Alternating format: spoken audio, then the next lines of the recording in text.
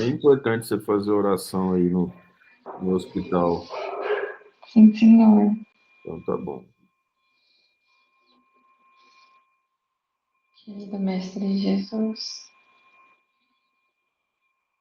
nós pedimos, Mestre, que a sua luz chegue até nós, encha as nossas casas, o ambiente em que estamos, e com os corações ligados à tua palavra divina, no Evangelho, agradecemos a bênção de iniciar a semana com esse manancial de luzes que nos traz conhecimento do caminho correto, da ação retificada no Senhor, e nos traz a energia necessária para continuar lutando,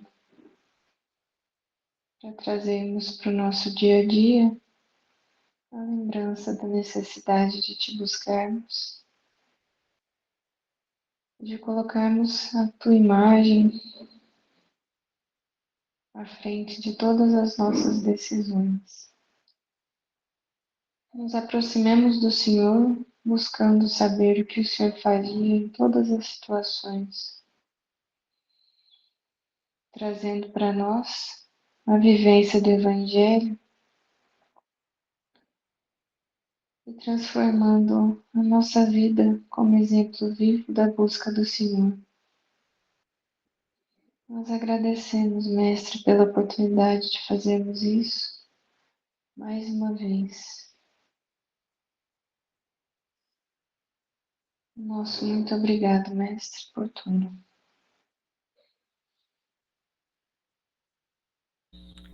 Graças a Deus. Obrigado, Maria. A Maria Tereza. Muito obrigado. Então vamos trabalhar aqui. Nós paramos no capítulo 8 de João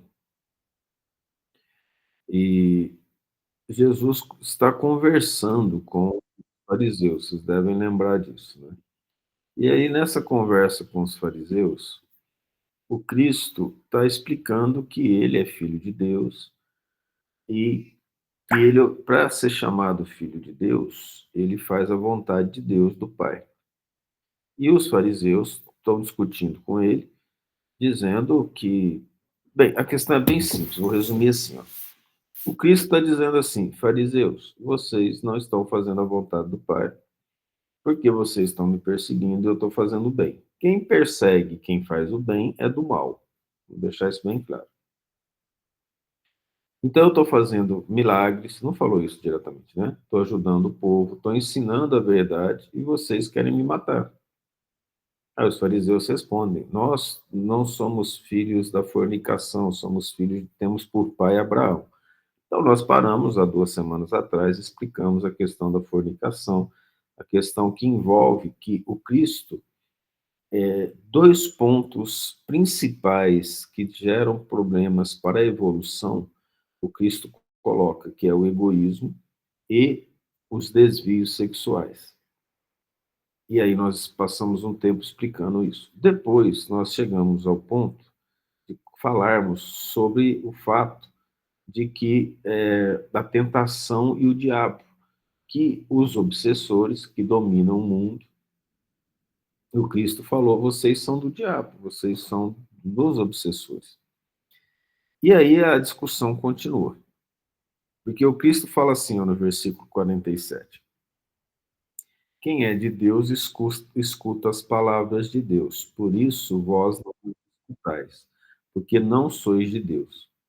Eles estavam considerando, os fariseus, principalmente os fariseus, que o Cristo estava falando coisas contra a lei de Deus.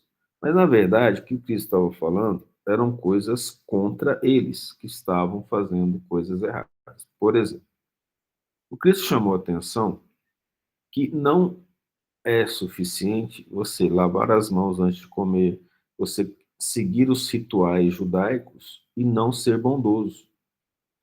O que? Foi o que ele disse: vós sois vasos podres por dentro, mas caiados por fora.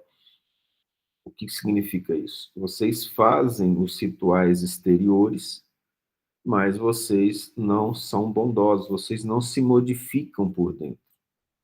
Interessantemente, seria a mesma coisa que dizer assim. E hoje as pessoas falam isso e verificam esse tipo de hipocrisia de uma maneira mais direta. Antigamente, falar isso era meio complicado.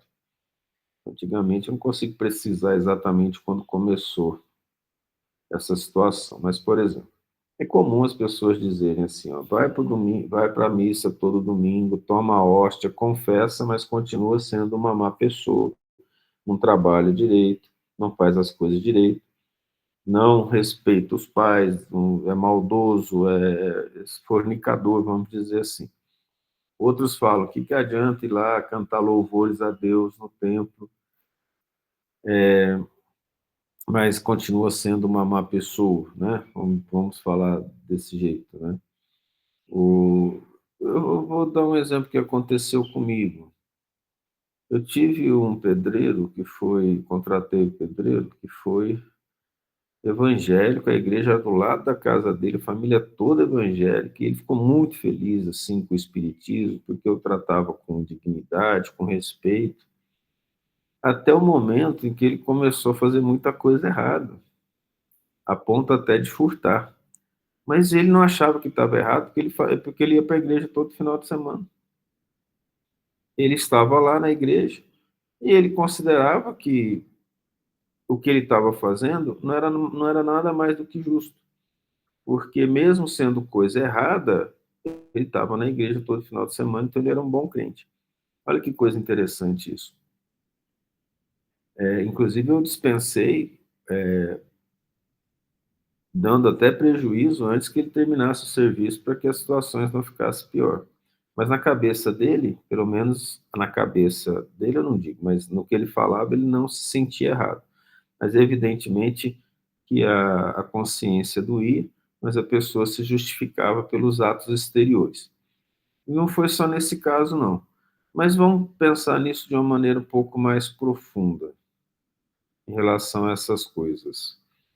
Quando nós fazemos coisas exteriores na religião e não nos preocupamos em mudar intimamente, observando o que Jesus falou, a gente justifica os nossos atos através de atos exteriores.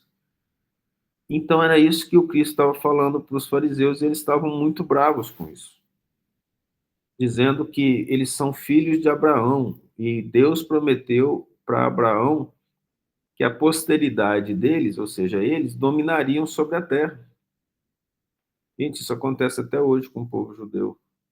Então veja que situação interessante, porque Deus prometeu para Abraão, e eles não entenderam o que era posteridade, não entenderam que o domínio era a crença em um Deus único.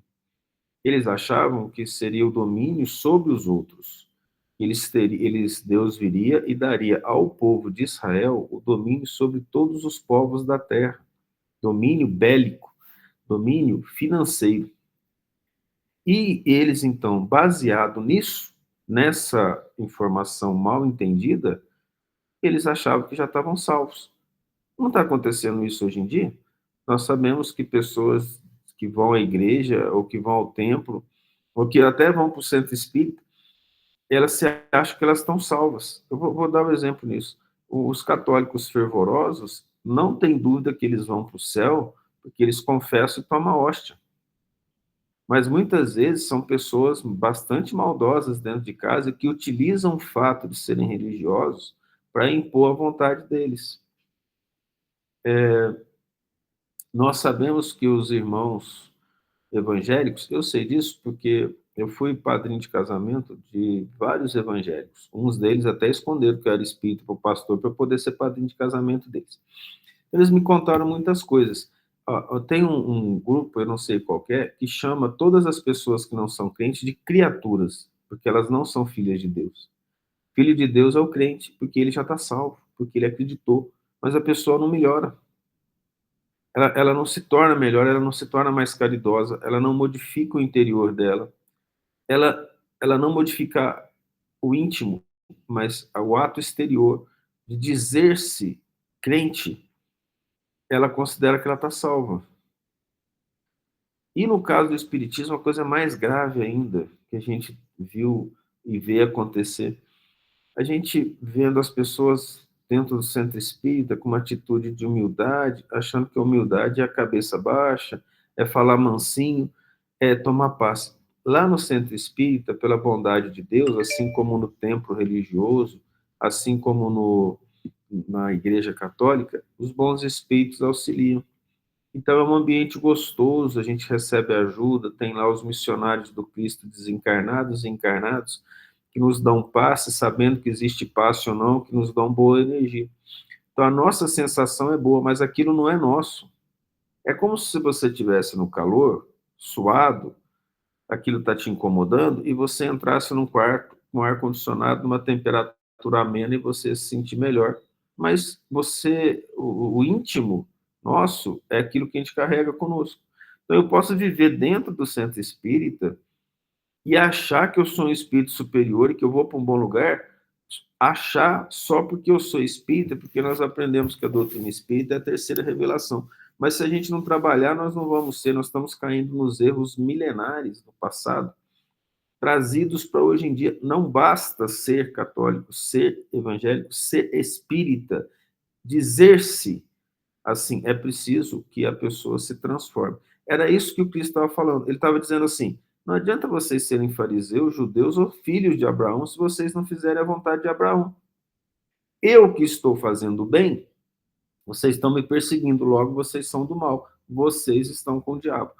Porque seria a mesma coisa nós falarmos assim: você está obsediado. Você está. Não, obsessão todos nós temos, né? Mas os obsessores estão dominando você. Lá da pergunta que eu quase nunca lembro, que eu acho que é a 495 do Livro dos Espíritos, né? Que fala o quê? Os espíritos influenciam na nossa vida, de tolos que são, eles vos conduzem. Eu vou só pegar direitinho aqui a pergunta. Aqui ele me deu a informação, mas não deu a pergunta aqui. Pergunta 459, não 495. A questão 459 do Livro dos Espíritos. A pergunta é: influem os espíritos em nossos pensamentos e em nossos atos? Muito mais do que imaginam. Influi a tal ponto que, ordinário que são, eles vos conduzem. Ora, se isso é essa lição, ela tem uma função moral impressionante. Porque se eu não sou do bem, quem que é a minha companhia? Se eu não trabalho todo dia para ser melhor, qual que é a minha companhia? E isso dói, gente. Dói porque a gente começou a trabalhar isso conosco, dentro da gente, e eu conto isso várias vezes. Então, em dado momento, eu fiz meus estudos, parte dos meus estudos eu fiz fora do Brasil por bondade divina. E por outras situações que a minha profissão me permitiu. Então, eu estava sozinho no Japão, o Emanuel e a mãe tinham vindo para o Brasil, e eu estava orando, e eu não estava conseguindo terminar um Pai Nosso, de tanto que as coisas vinham na minha cabeça, eu falava, quando chegava no fim, vinha uma outra ideia, eu falei, não, vou ter que mudar isso na minha vida. Comecei a meditar bastante. Outros momentos eu conseguia, mas ali a influência estava muito forte. Meditando até que eu fiz o Pai Nosso inteiro, comecei a meditar e senti vibrações muito pesadas à minha volta. Comecei então a estudar essas vibrações, analisar mais com detalhes. Já tinha começado antes, mas reforcei que eu precisava melhorar, não dava para ficar daquele jeito. Como é que eu estava sofrendo uma influência que eu não conseguia fazer um Pai Nosso? Então eu sentei na mesa de estudo e botei assim, meus defeitos e o que eu preciso melhorar. Por que eu fiz isso? Porque eu pensei assim, a gente senta para fazer conta, para viver e para ter desejos, o que eu quero comprar, o que eu quero ter na minha vida material. Então, eu vou fazer assim também. Eu quero saber na minha vida espiritual. Então, muitas vezes a gente fala assim, ó, se eu economizar tanto por mês, em tanto tempo eu vou comprar um carro. Se eu fizer tanto por mês, em tanto tempo eu consigo comprar uma casa. Então, eu falei, eu vou fazer a mesma coisa em termos espirituais. Falei, ó, o que está acontecendo? O que eu estou precisando melhorar? Fui escrevendo, organizando, estudando, fui vendo. E ali eu comecei a ver defeitos através dos estudos do Evangelho segundo o Espiritismo, principalmente através do Evangelho. O Evangelho é o livro que eu mais uso, mais leio, que mais li durante a minha vida, porque a gente carrega com a gente lê e estuda, terminando, a gente retorna a ele. É o livro que eu repito sempre. Terminou, eu volto nele. Eu faço isso com a coleção do André Luiz, faço isso com os livros da codificação, mas ele é sempre, ele não pode ler. Por quê? Ele é a base da regeneração. Então eu preciso dele. Então eu fui lendo, analisando, e aí o que eu percebi? Eu percebi que chegou num ponto associado a alguns defeitos que eu não estava aceitando que eu tinha. Falei, o que está vendo? O que está acontecendo? Como assim não aceitar que eu tenho? Eu estou vendo que eu tenho, mas eu vou explicar o que é aceitar esse defeito. Eu meditava assim, e lá dentro de mim tinha uma força, mas uma força que não queria me fazer vencer determinadas situações. Eu falei, mas de onde que vem essa força? Aí eu comecei a meditar. É o passado, as várias encarnações me trazendo aquela força para não vencer a mim mesmo. Aí a gente ora, conversa com um amigo espiritual e falou assim: além do passado, Thales, os obsessores aproveitam essa falha do seu comportamento e a maximizam, dificultando. Eu falei, então é aí que eu tenho que voltar às minhas forças. É contra a prepotência, contra a maledicência, contra o orgulho, contra o egoísmo. E fiz isso de uma maneira bastante incisiva e comecei a lutar contra isso. Não é que eu venci, não, comecei a lutar. Porque eu fui percebendo ao longo do tempo que tem vários níveis. Então a gente vence o egoísmo até um ponto, aí já acha que tá bom, não, tem outro ponto também, que nós só vamos vencer completamente quando formos anjos. Comecei a fazer esse trabalho mesmo assim, todo dia orar, meditar, fazer esse trabalho. Aí eu vi o quanto que isso irrita tanto os obsessores quanto a gente, obsessor irritado. Se eu estou ligado a ele, eu me irrito também. Então, eu não tive ninguém encarnado para me dizer o que deveria fazer. Mas o estudo do livro dos Espíritos me proporcionou, do Evangelho e da doutrina espírita, me proporcionou enxergar essas coisas em mim. Aí eu fui percebendo que quando eu ia falando, principalmente nos estudos ou na frente das pessoas, algumas coisas sobre isso, que eu tinha vivido ainda vivo, a irritação é absurda. A pessoa fica nervosíssima, fica tensa. Um caso aconteceu com um aluno de 19 anos, ele e os obsessores, de vez em quando os espíritos me mostram. Né? Ele chegou para mim e falou assim: estou muito chateado, estou muito triste com a minha vida. Eu falei, o que foi? O que eu posso te ajudar? Estou com 19 anos e ainda não fiz nenhuma descoberta que mudasse a história do planeta. Eu falei, Senhor, ele está brincando ou eu estou ouvindo uma coisa séria? Eu esperei mais um pouco. Aí eu falei assim, mas deixa eu te falar uma coisa, meu filho. Eu dava matemática para ele, né? Falei, você não está conseguindo nem passar na minha matéria direito? Você se acha com poder intelectual suficiente para fazer uma descoberta e mudar o planeta? Não, porque aí eu sou isso. Aí ele começou a contar o quanto que ele se achava inteligente. Por causa de algumas coisas que ele fazia, que um dia ele direcionou uma pessoa, e essa pessoa pegou o direcionamento dele e estudou e conseguiu passar num curso que ele mesmo conseguiu passar. E ele ficou, olha que coisa interessante, ele mesmo estava falando que a capacidade intelectual dele era baixa. E ele estava falando que foi a inteligência dele que fez os outros serem inteligentes, um processo obsessivo gravíssimo. Aí quando eu falei assim, eu acho que você está iludido, porque você não tem essas características. O menino ficou muito bravo comigo. Aí eu falei para ele, você veio pedir a minha opinião, eu estou dando. Você não vai ouvir de mim coisas que vão aumentar a sua ilusão e coisas que vão massagear o seu ego. Se você fez isso, você veio para a pessoa errada. A minha doutrina e o que eu estudei não me permite massagear o ego das pessoas, porque não é assim que funciona. Eu posso ter feito isso no passado para que as pessoas gostassem de mim. Não é o caso. Para o seu bem, é melhor você tentar vencer essa situação. Ele acalmou, eu expliquei para ele várias coisas, inclusive sobre o processo obsessivo. Ele frequentou durante um tempo os estudos, depois desapareceu. Eu contei esse caso para vocês verificarem o desespero dos judeus que estavam ouvindo os fariseus na época. As verdades claras sobre o que eles não eram, mas o que eles acreditavam ser.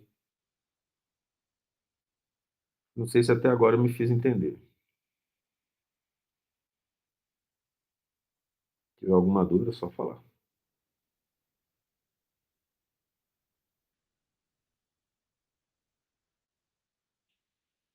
Não? Será que eu estou online? Deixa eu descobrir aqui. Você vai que eu descobri esse negócio, estou falando sozinho. Ah, não, vocês estão. Claro que sim, seu Thales. Ah, tá, não, E a, só. e a tua explicação, você aconteceu, e cabe a nós refletirmos o que nós estamos fazendo na nossa vida também. Verdade? Sim. É que eu estou perguntando, porque eu não vejo vocês aqui de onde eu estou. E também, se quiser falar alguma coisa, perguntar alguma coisa, não tem problema. Só perguntar, tá? Mas olha só, isso que nós estamos falando é muito grave. Por quê? Será que a gente está preparado para poder ouvir verdades ou o amor de Deus é tão grande por nós que o nosso orgulho e a nossa vaidade não nos deixa ouvir as verdades quando nós lemos no Evangelho, por exemplo? Então, essa situação é para a gente pensar muito. Eu lembro que eu citei, eu acho que o estudo passado, né, sobre o fato da Branca de Neve, que eu vi na internet. O indivíduo falando assim: olha a Branca de Neve. A bruxa era uma rainha feliz, não obstante ser bruxa, o reino estava tranquilo, estava bem com o marido se dando bem com ela. Aí, quando ela pergunta para o espelho, tem alguém mais bonita que eu? Então, o ponto nevrálgico dela foi a beleza, a vaidade. O espelho fala que sim, o reino muda tudo, briga com o marido e manda matar um e vira um furdunço, né? Então, a pergunta é, o que que nós fazemos quando as coisas não acontecem do nosso jeito, da nossa vontade? Olha o que está acontecendo com os fariseus nesse momento. Não é a mesma coisa? Olha, ele está nos ensinando coisas que nós deveríamos fazer, mas nós não queremos. O nosso poder sobre as pessoas vai diminuir. É isso que estava acontecendo aqui, nesse momento. Então, o Cristo fala: quem é de Deus, escuta as palavras de Deus. Por isso vós não as escutais, porque não sois de Deus. Aí vem aonde a gente vai começar agora. Responderam, pois, os judeus e disseram-lhe: não dizemos nós bem que é samaritano e que tens demônio? Então, veja bem, eles estão falando assim, que Jesus é samaritano e tem demônio. Então, vamos ver o que é samaritano. Na separação das tribos, então, Israel, que era Jacó, divide seus bens com os seus filhos, 10 filhos legítimos, 2 adotados, formando as 12 tribos de Israel. Nessas 12 tribos de Israel, quando Israel é invadido pelos babilônios, os assírios primeiramente, mas originou a Babilônia, ocorre então uma deportação de uma parte da população, as tribos se desfazem, a tribo de Judá assume a maioria das outras tribos, junto com a pequena tribo de Benjamim, e as outras tribos todas se juntam em Samaria e ocorre uma cisão. Também na segunda deportação, na segunda invasão, quando eles retornam, então fica separado as 12 tribos que tinham 12 regiões, elas vão ficar separadas em as tribos de Judá e Samaria. E lá em cima ficaram a outra parte da tribo de Judá, que era onde Jesus nasceu, que foi a Galileia. Para passar da Galileia para Jerusalém, no lugar do templo, feito por Salomão, eles tinham que passar por Samaria. Os samaritanos aceitavam somente os 5 livros de Moisés como base da religião deles. E os judeus aceitavam livros dos profetas. A briga era tão grande que ser samaritano era herege e de má vida. Por isso que o Cristo ainda contou a parábola do bom samaritano. E eles estavam bravos com isso, porque o Cristo estava falando que se o samaritano faz a caridade, ele é bom e ele vai para o céu, mas os judeus não aceitavam isso. Então, imagina a cabeça deles, a guerra. Então, eles falaram para ele, nós estamos falando que você é samaritano, que para os judeus isso era muito grave. O samaritano, quando passava, eles tinham um modo de vestir, um modo de cortar o cabelo, de fazer as coisas. Os judeus cuspia e falava raca. E o Cristo ainda usa isso numa das parábolas. Aí o Cristo responde: eu não tenho demônio, antes honro meu Pai e vós me desonrais. Ele está dizendo: eu sou o Cristo, de fato. Eu vim em nome do Pai, mas eu honro meu Pai. E se você me desonra, então você não é filho do Pai. Aonde que a gente encontra as palavras do Cristo revividas? No Evangelho, segundo o Espiritismo. E nesses evangelhos do Cristo. Então, lendo isso, o que o Cristo fala? Que é preciso, para poder buscar Deus, cultos exteriores? Confissão? Sim, tem confissão aqui dos pecados, mas a confissão é para o arrependimento. Tem batismo de João Batista? Tem, mas o próprio Cristo não batizou. O batismo de João Batista era significativo para aquele povo difícil. Eles confessavam os pecados, se arrependiam, então eles jogavam água na cabeça deles. Começou então a nascer com o cristianismo o batismo, que é você se arrepende de ser judeu, se arrepende das coisas que você fez como judeus, para de agir como um judeu ou um fariseu de práticas exteriores, você recebe um novo nome e você agora vai ser cristão. Você vai fazer bem aos outros, todos os homens são irmãos e você vai ser caridoso. Isso sim é o batismo. Então nós sabemos que Paulo passou a chamar Paulo, antes chamava Saulo, depois que foi batizado. Pedro continuou chamando Pedro, mas alguns mantiveram o mesmo nome. Outros mudaram de nome, para poder mostrar que mudou realmente. Aí nós associamos, pela Igreja Católica, o batismo ao nome da pessoa. Esse batismo tem um significado muito profundo. Então, ser batizado é arrepender, aceitar-se que errou. Aceitando que errou, você começa então a fazer as suas modificações. Você começa a trabalhar dentro de si. É isso. Então, quando Jesus falou, eu não tenho demônio, ou seja, obsessão não tem comigo. Eu honro meu Pai, ou seja, eu faço a vontade dele. Mas vós me desonrais. Portanto, vocês têm demônio e não fazem a vontade do Pai. Eu não busco a minha glória. Então ele está dizendo, vocês buscam a glória pessoal, egoísmo, vaidade, prepotência, orgulho. Há quem a busque e julgue. Ele está falando isso para eles. Fala assim, eu trabalho para o meu Pai Celestial e vocês trabalham para si mesmos, para terem a sua própria glória. E o que nós aprendemos? Que todo bem vem de Deus. E isso é importante. Então, por exemplo, se eu recebo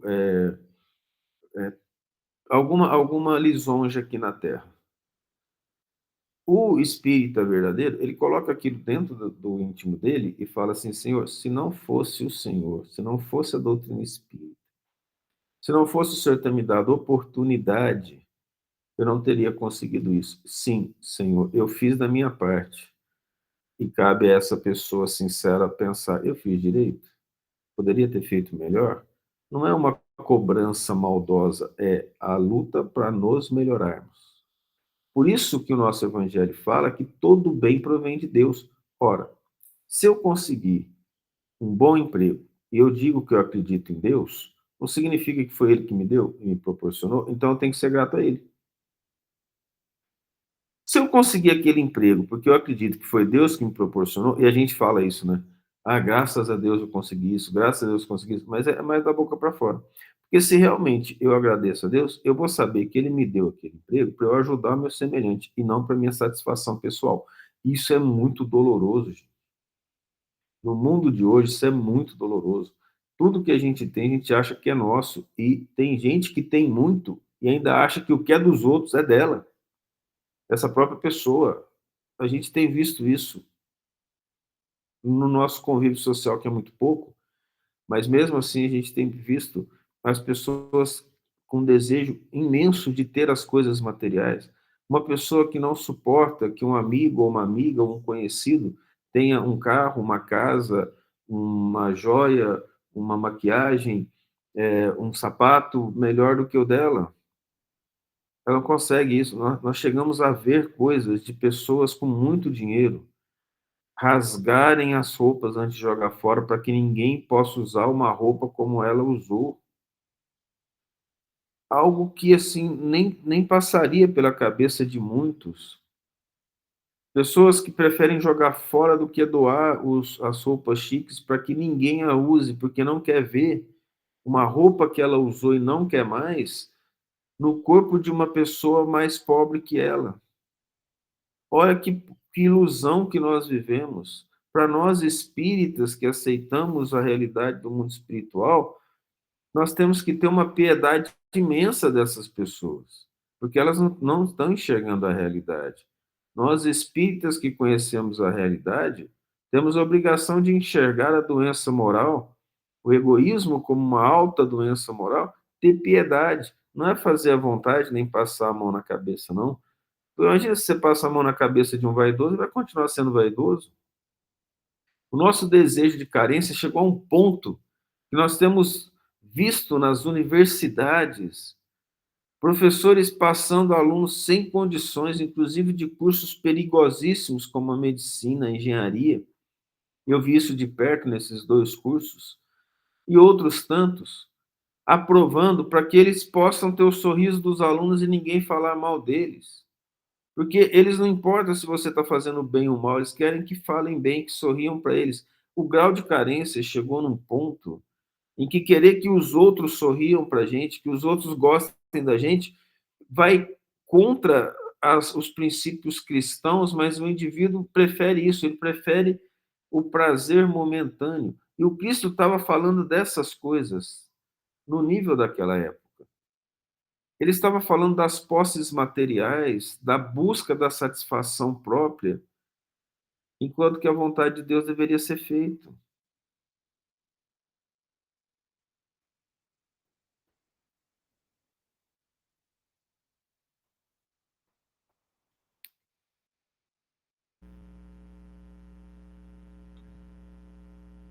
Em verdade vos digo, que se alguém guardar a minha palavra, nunca verá a morte. Ora, que morte é essa? E vim para que tenham vida e a tenham em abundância. Qual o significado disso? A vida significa a todos aqueles que cumprem a minha palavra e fazem a vontade de Deus. Esses têm vida, vida espiritual. O que é a morte? Aquele que é iníquo, egoísta. Tanto aqui o Cristo fala disso, como quem lê o Velho Testamento vai saber que lá eles falam sobre a iniquidade. Não precisa ler o Velho Testamento inteiro, basta ler os Salmos de Davi. Disseram-lhe, pois, os judeus: agora sabemos que tens demônio. Abraão morreu e também os profetas. E tu dizes: se alguém guardar a minha palavra, nunca provará a morte. Eles estão falando da morte física. E o Cristo lhes ensinava sobre a vida espiritual. Eles estavam tão apegados à matéria, eles não entendiam a profundidade do Cristo. O Cristo falava para crianças, pacientemente: és tu maior que nosso pai Abraão, que morreu? E também os profetas morreram? Quem, pois, te fazes ser? Então, ali eles estavam acusando o próprio Cristo, que tinha feito mais coisas que Abraão. Quem leu a Bíblia sabe que Abraão não fez os milagres que o Cristo fez. Moisés não fez os milagres que o Cristo fez. É interessante, né? que Moisés causou doença no povo do Egito, mas não consta na Bíblia que ele curou alguém do povo judeu. Olha que coisa interessante. Ele abriu o mar, mas não consta que ele fez paralítico andar, cego ver. Consta, sim, que no final da vida, Moisés se encobria com uma túnica, porque o rosto dele, que antes resplandecia pela energia que ele tinha, no final da vida isso não acontecia, ele se escondia dos outros para que não vissem, que as pessoas não vissem a decrepitude dele. Isso não é vaidade? Então, quem for ler até o Velho Testamento vai entender que o Cristo foi maior que todos. Bastaria ali o Cristo, que curou todos, que eles vissem que ele estava curando todas as doenças, estava na frente deles a verdade sobre as profecias. Tudo foi dito antes, não foi algo que eles tinham que descobrir. Então eles perguntam: você é maior? Jesus, se ele respondesse, na hora eles iam apedrejá-lo ou matá-lo, né? Aí ele responde com muita inteligência: se eu me glorifico a mim mesmo, a minha glória é nada. Quem me glorifica é meu Pai, o qual dizeis que é vosso Deus. O qual dizeis. Por que que o Pai o glorifica? Porque o Pai deu a ele o poder de curar não só os males da alma, como os males físicos. Compreende? E isso, sim, é uma situação de análise profunda da realidade em que nós vivemos, porque nós estamos vivendo, nesse momento, o cumprimento das profecias também, com a vinda da terceira revelação, que é o Consolador prometido, em que aqueles que são os verdadeiros adeptos do Espiritismo devem ser e se fazer trabalhadores da última hora. Nesse momento, nós não somos espíritos altamente evoluídos, como os apóstolos e como os missionários da época do Cristo, em que o exemplo deles, e pelo que eles já fizeram, e pelo poder que lhes foi dado, inclusive de curar, eles mostravam para quem tinha o coração aberto a compreender as verdades. Hoje é diferente. O trabalhador da última hora são aqueles que, filhos da terra, lutando contra as suas mazelas, estudando seus erros e trabalhando para vencê-los, se coloca como exemplo para aquele que está do lado nos pequenos grupos. Diferentemente de antes, nós não vamos ter profetas que virão fazer milagres muito grandes, mas nós vamos ter aquele que tem que dar o exemplo pela sua própria vida. Um dos grandes mártires da terceira revelação foi Allan Kardec. Allan Kardec, então, dedicou a vida dele ao bem. Coisas do tipo ser um grande cientista, um grande professor, largou e abdicou da sua carreira para poder trazer o espiritismo. Escreveu, trabalhou a ponto dos espíritos avisarem que se ele não parasse de trabalhar, ele ia chegar ao plano espiritual como suicida. A mulher dele entendeu tal ponto a missão dele que eles combinaram que, não obstante marido e mulher, não teriam relações para que não atrapalhasse relações sexuais, para que não atrapalhasse o desenvolvimento da obra. Foi perseguido, queimaram os livros dele, foi maltratado, que ele chega a falar assim: nem os meus melhores títulos acadêmicos foram respeitados. Depois nós temos um outro mártir, que é o Chico, falando da doutrina espírita, que, não obstante a mediunidade nos trazendo os livros para que nós mesmos aprendêssemos, nós sabemos que nós não vimos curas miraculosas e que chamavam a atenção, como o aleijado andar, como o cego ver, mesmo Chico sendo um espírito do nível dos apóstolos. Mas o trabalho do Chico foi trazer a verdade para que, lendo, aprendêssemos.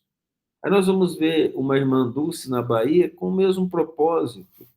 A irmã Dulce pegava as pessoas e tratava com amor, com carinho os mendigos, mas nós não sabemos de milagres, tanto é que é difícil canonizá-la, né?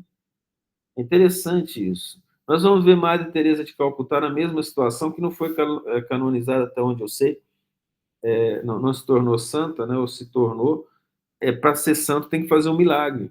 E olha só como isso vai contra essa questão do milagre, que são pessoas que fizeram a caridade, que deram o exemplo no bem. Nós não temos o poder dessas pessoas, porque ainda estamos começando o nosso processo evolutivo de crescimento espiritual, mas nós temos o poder de nos transformar. Em nos transformando de verdade na luta constante de cada dia, aí nós, então, passamos a ser trabalhadores na última hora. Quando nós utilizamos a voz, o exemplo, quando nós utilizamos as nossas vibrações de transformação para tocar o coração do outro. Então, nós somos pequenos trabalhadores aos milhões, espalhados no mundo, de uma certa forma, mas concentrados no Brasil, em termos de espiritismo, para podermos mostrar àqueles que não são espíritas ou os que são espíritas que é o trabalho de redenção íntimo que nos faz trabalhadores da última hora. E muitos estão esperando altas missões. Se nós nos enfurnarmos dentro do centro espírita e não levarmos a palavra de Deus através do nosso exemplo para os familiares, para os amigos, para a sociedade que nos envolve, o trabalho não vai ser feito. Isso precisa ser muito bem entendido. Por quê? Porque se nós nos fecharmos, como é que nós vamos mostrar o Jesus para os outros? Se nós ficarmos num lugar onde todo mundo acredita no que a gente fala, como é que nós vamos auxiliar aqueles que não enxergam, aqueles que não veem? Então, os nossos trabalhos, eles estão perto. São poucas pessoas que envolvem a família, que envolvem os amigos, que envolvem o pequeno círculo social que nós vivemos. Porque nós não temos dimensão espiritual e gabarito de lutas que nós vencemos no passado para sermos grandes missionários. Nós temos a obrigação íntima de nos transformar. Reconhece-se o verdadeiro espírito, o verdadeiro cristão, pela transformação moral e pelos esforços que faz para vencer as suas más inclinações. Esse é o lema do trabalhador da última hora. É criar bem os filhos, é respeitar os pais, é organizar-se para que o não diante das coisas do mundo se torne exemplo e reverência para aqueles que, mesmo não aceitando o exemplo, trabalham a nossa luta, isso mexa com eles a ponto deles ficarem incomodados. Ou vocês acham que essas pessoas com quem Jesus conversou não foram para casa meditar o que Jesus falou? E os que não aceitaram meditar começaram a xingar com ódio tão grande. Só que esse ódio é transformador, porque ele expôs, o Cristo expôs o íntimo dessas pessoas. Quando o íntimo é exposto, não tem mais o que fazer, você tem que olhar para ele, porque nós podemos passar encarnações guardando o nosso íntimo, guardando as nossas mazelas, o lodo, dentro do lago em que nós só vemos a superfície. Quando aquilo ocorre de uma certa maneira que é mexido e a lama aparece na superfície, nós somos obrigados a ver. Então, por isso que nós temos que estar abertos para o entendimento das coisas novas. A doutrina espírita vem em nome do Cristo, fazendo a vontade do Cristo. Eu estou tendo a oportunidade de ver o Cristo através da leitura do Evangelho, das obras da codificação, dos livros do Chico. Eu estou tendo a oportunidade de absorver conhecimento daqueles espíritos que, como nós, falharam, mas se redimiram e trouxeram, através dessa remissão dos pecados, esse trabalho de renovação. Nós falamos que o Públio Lentulus, que estava do lado de Pôncio Pilatos, foi Emmanuel. E Emmanuel, então, vem como grande trabalhador da doutrina espírita e coloca a lição, o egoísmo no Evangelho segundo o Espiritismo, nos chamando a atenção para que aquele que muito falhou e muito errou tenha a chance de se melhorar. Então, nós somos convidados o tempo todo. E nós não sabemos ouvir a verdade sobre nós mesmos, como é que nós vamos melhorar? Se nós não conseguimos olhar para dentro de nós para saber quem nós somos, como nós vamos melhorar? E também no próprio Livro dos Espíritos tem a pergunta que fala, conheça-te a ti mesmo, né? Como que devemos fazer para melhorar? Aí eu vou achar a pergunta aqui, ó. Livro dos Espíritos, né? Eu acho que a pergunta 919 do Livro dos Espíritos, que é o conhecer a ti mesmo. Ora, essa pergunta 919, eu estou abrindo aqui para ver. A pergunta foi: qual o meio prático mais eficaz que tem o homem de se melhorar nesta vida e de resistir ao arrastamento do mal? Um sábio da antiguidade vos disse: conheça-te a ti mesmo. Não foi Sócrates, já falo isso. A maioria vai falar que foi, não foi. Sócrates encontrou isso escrito. Então veja só que coisa interessante. Nós estamos aqui para trabalhar em nome do Cristo e nós não entendemos nem a profundidade da terceira revelação, que é o próprio Cristo voltando.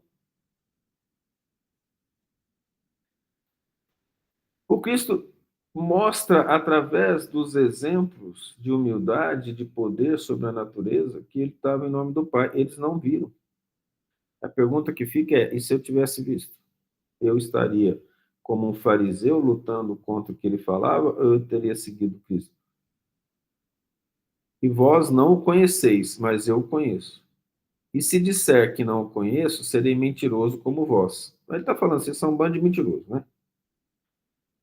E aí o pessoal fala assim, o Cristo foi humilde, suportou tudo. A pessoa fala isso porque ela não quer enfrentar a sociedade. Mas eu o conheço e guardo a sua palavra. O Cristo diz que conhece Deus porque de fato ele conhecia, né? Porque como anjo ele conhecia Deus, não tenha dúvida. Mas, acima de tudo, por fazer a vontade do Pai.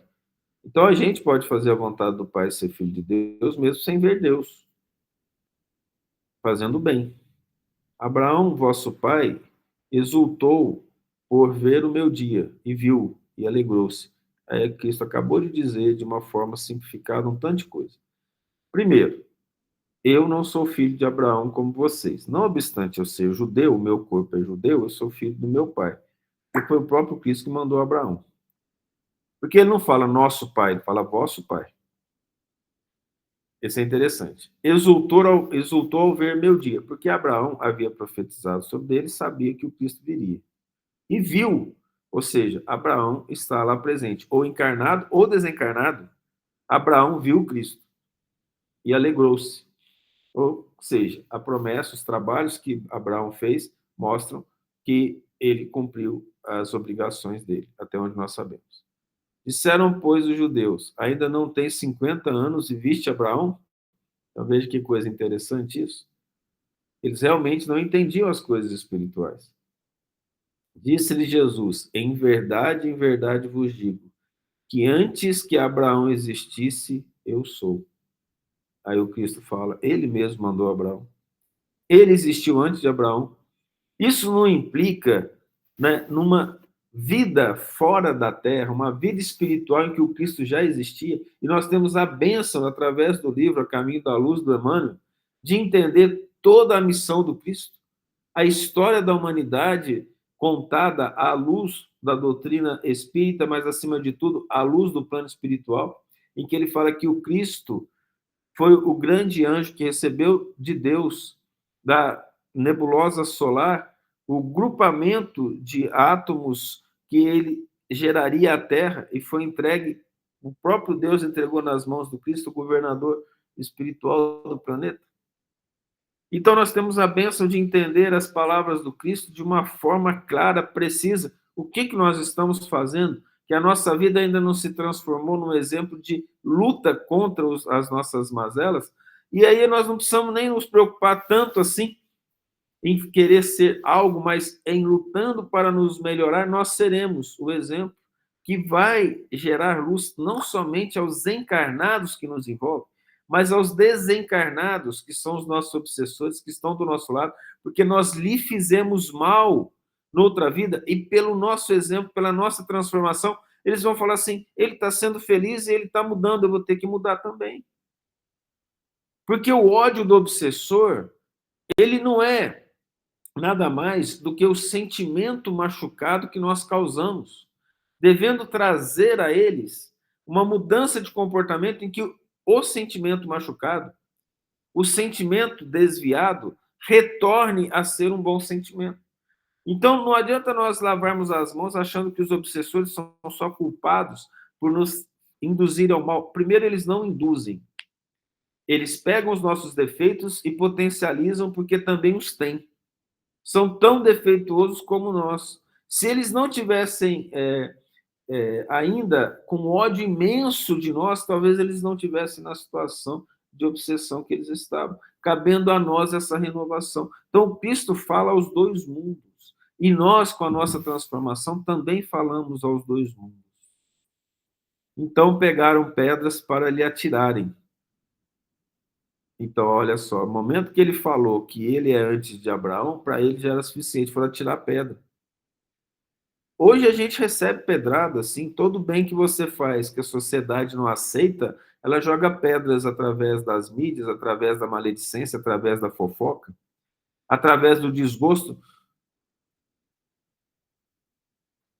Mas olha o poder do Cristo. Porém, Jesus ocultou-se e saiu do templo. Ocultou, simplesmente se fez invisível, passando pelo meio deles. Por isso que ele se fez invisível. Ele se ocultou e passou no meio deles, eles não viram. E assim se retirou. Não era o momento dele ir embora. Mas eu já ouvi as pessoas falarem, em determinado momento, é claro que a gente não é exemplo para nada, mas em dado momento, numa reunião de departamento na universidade, um colega começou a falar mal de quem não estava perto. Eu falei, senhor, companheiro, você não quer esperar o fulano chegar? Não, mas você sabe que ele é assim. Eu falei, não, eu não quero saber. Se for, o senhor está fazendo uma coisa dessa? Senhor, né? Era um senhor. Qualquer um que estiver fora aqui, não estiver presente, ou chegar atrasado numa reunião, vai ter maledicência. O homem ficou nervoso demais, chegou a levantar da cadeira. Bravo. Nervosíssimo, porque o que a gente falou foi, não vamos falar maldade, mas ele foi enfrentado, né? Não jogou pedra, porque não dá para jogar pedra hoje em dia, mas o que ele jogou de vibração pesada. Aí um companheiro que era espírito falou assim, ô Thales, você fica falando essas coisas, Jesus é o nosso exemplo, Jesus não faria isso, ele nunca leu a Bíblia. Nunca leu a Bíblia, nunca leu João. Aí ele falou assim, não, mas você tem razão, Paulo era assim. Ok, Paulo era assim, mas o Cristo, olha o que ele falava de verdade. A diferença é que o Cristo podia falar, né? Eu poderia ter sido mais educado, ter chamado no canto, mas naquele momento me deu vontade de falar na frente de todo mundo, porque eu achei que já estava repetindo demais ao longo do tempo. Mas a gente fala umas coisas dessa porque eu fui movido pelo entendimento que a doutrina espírita me deu. Eu falei, meu irmão, vamos falar mal dos outros agora, não? Até a própria sociedade fala isso. A própria sociedade nos ensina a não ser maledicente, não obstante a gente é. Então a questão é a verdade, o quanto que ela pode penetrar em nós e nós aceitamos. Porque enquanto nós não aceitarmos, o amor de Deus nos preserva. Então tem gente que vive uma vida que parece que é feliz na Terra, mas na verdade o íntimo dela está cheio de lodo, está cheio de defeitos, como todos nós. Só que ela não permitiu que chegasse à superfície. Não permitindo, o amor de Deus é tão grande que ele deixa o indivíduo numa situação para que a revolta não tome conta. Então, cabe a nós trabalhar para merecermos receber verdades. Verdades que nos transformam. Verdades que vão mostrar quem nós somos. Verdades que vão mostrar para nós se nós estamos ou não no direcionamento da nossa vida, em que nós optamos por conduzir-nos em direção ao Cristo e não sermos conduzidos de tolos que somos. Ou seja, eu vou entregar minha vida nas mãos dos obsessores que não me querem bem, para satisfazer a vontade deles, eu encarnado enquanto eles não estão, ou eu vou tomar conta da minha vida e vou começar a me transformar e começar a agir no bem, mesmo com sofrimento, para que esse direcionamento eu possa merecer ser chamado filho de Deus, assim como Cristo nos ensinou. Essas situações que a doutrina espírita nos permite são situações de alta felicidade no entendimento da vida. No entendimento da vida. Por quê? Poder enxergar as bênçãos do Cristo, poder enxergar a luz do Cristo à nossa volta, já é felicidade aqui na Terra. A questão é, a gente foi treinado durante séculos por nós mesmos e pela sociedade que nos envolve a não nos transformarmos, aí levando devagarinho, aí fazendo as coisas da nossa vontade, a achar que tudo que Deus nos deu é para a gente, para nossa satisfação pessoal, e não pelo bem do próximo.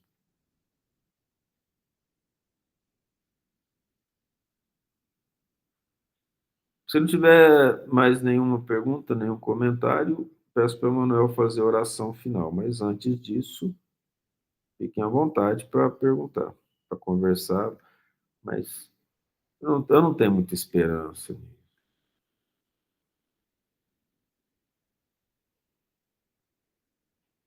Então, faça a oração final, recebam um abraço, fiquem com Deus até às 6 da tarde para muitos.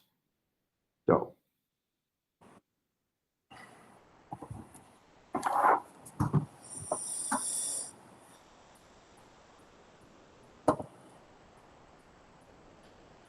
Mestre amado Jesus, o teu exemplo e os teus ensinamentos são um caminho para a felicidade. Infelizmente, por tanto tempo, optamos pelos vícios e defeitos na busca incontida pela satisfação. Pedimos o teu perdão. Sabemos que o Pai concede a todos nós, porém, que possamos demonstrar um pouco de humildade, que possamos meditar sobre suas palavras e nelas encontrar o caminho para ti. Encontrar como podemos melhorar, vencer os nossos vícios e defeitos, auxiliar nossos irmãos e irmãs. Pois as alegrias da terra são fugazes, deixam após si o vazio do coração, mas as alegrias do céu de te seguir preenchem a alma de tal forma que, mesmo durante as adversidades, mesmo em meio à perseguição, a alegria por trabalhar em nome do Pai Celestial consola cada dor e cura cada chaga. Obrigado, Mestre. Assim seja. Obrigado, filho. Um abraço a todo mundo. Fiquem com Deus.